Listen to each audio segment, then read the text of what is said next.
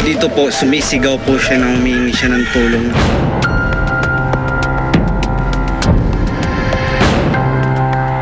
Palaisipan pa rin sa mga otoridad ang nangyari sa dating beauty queen at aktres na si Pilar Pilapil, kamakalawa ng gabi.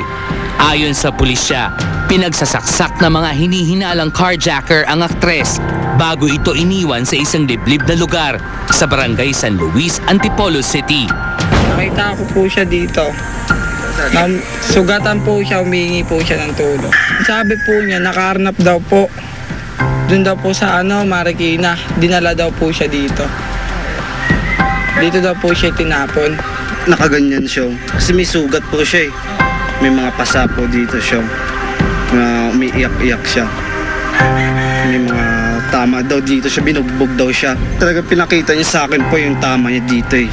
Sa gilid. Pero parang hindi naman po malalim kasi hindi naman madaming dugo eh. O yung tama niya madami. Madami siya pong galos. Kaagad nilang itinakbo sa Antipolo District Hospital ang aktres kung saan ito nilapatan ng paunang lunas. The police confirmed later that she was transferred to the medical city in Pasig. Sa initial interview nila kay Miss Pilar Pilapil, accordingly, nakapark daw sila dun sa may river banks, no? And with a lady companion in the person of Rosel Rosalem. And then for unknown reason, there are two male factors na pumasok dun sa sakyan nila, and then kumandered sila papunta nga dun sa Antipolo. And then pagdating nga dun sa barangay San Luis, yun nga, sinaksak na siya, si Pilar Pilapil, at dinamp, no? At yun nga, natagpuan na siya ng mga concerned citizen doon. Hanggang ngayon naman ay hinahanap pa rin ang babaeng kasama ni Pilapil na siya umanong driver at may-ari ng sasakyang tinangay ng mga suspect. Well, for now, hindi tayo pwede makapagbigay ng speculation about the motive, no? But then, yun nga, kung halimbawa makikipag-cooperate lang si Miss Pilar Pilapil to our investigator, we will follow up the case para ma-resolve ito agad. Earlier that fateful day, dumalo pa si Miss Pilar Pilapil sa press conference ng Play na The Vagina Monologues sa Quezon City, kung saan isa siya sa mga gaganap na aktres. Ito ang huling video na eksklusibong nakunan ng entertainment editor at Star Talk TX host na si Ricky Lo ilang oras bago ang krimen. Your beauty secret still looks so beautiful. Wow, for 15 years, hindi po obvious. He renews you. Your youth. It comes from within. It comes from within. Thank you. Ayon sa mga manunulat, there was no premonition at all na may mangyayaring masama sa aktres. Around 7 in the evening, nang huli siyang makausap ng kanyang live-in partner na si Pastor Bernie Peñas. Naghiwalay sila ni Pilar para sabi, imimit nga to si Rosel Rosalem for an important transaction. Sabi niya, doon nga daw, somewhere in Makati pa eh. Kaya nagulat siya at around 11:30 in the evening, tinawagan siya ng Antipolo Police about the incident. Si Pilar Pilapil ay tinanghal ng Binibining Pilipinas Universe noong 1967. Ang kanyang anak na si Pia Pilapil ay isa ring aktres. Dito sa GMA naging bahagi si Pilar ng hit TV series na Marimar. At press time ay stable na raw ang kalagayan ng 60-year-old actress sa ospital at nagpapagaling na sa mga tinamo nitong sugat. Siguro pag okay na yung niya, yung condition niya, and pinapabalik natin yung investigador natin para makuha na ng statement.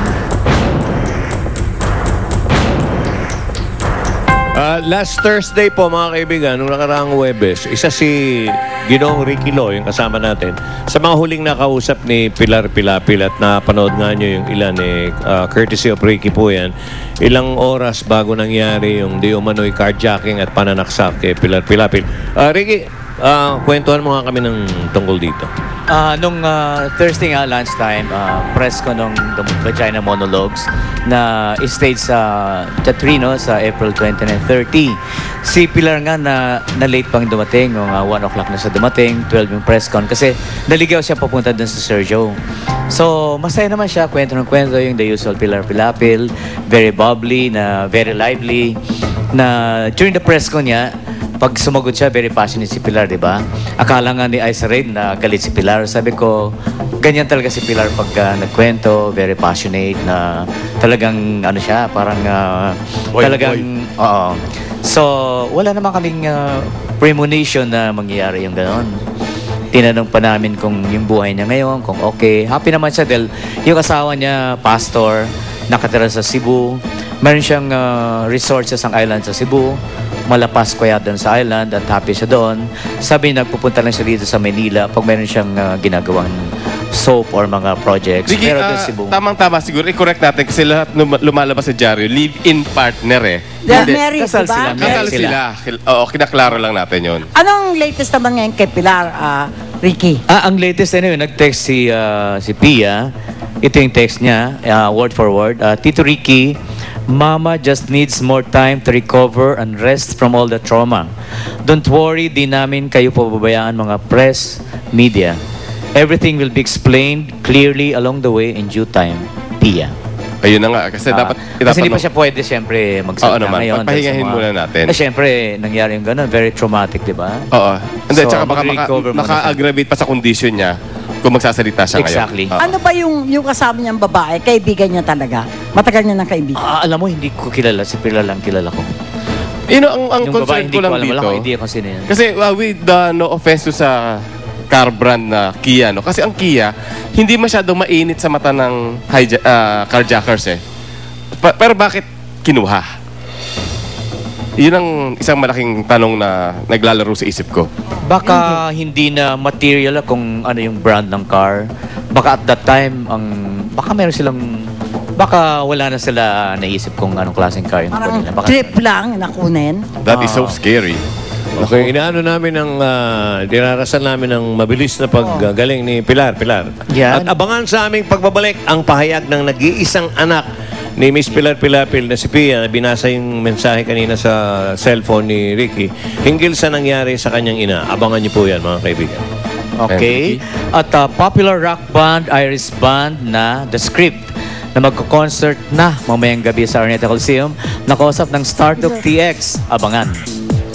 At eto pa, ulit, yung kwentong Pak na Pak, Gloria Romero, kapuso na si Tita Glo. Abangan ang kwento sa pagbabalik ng Star Talk TX.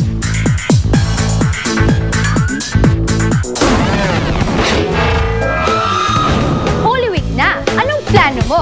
A. Sa bahay, tahimik eh. B.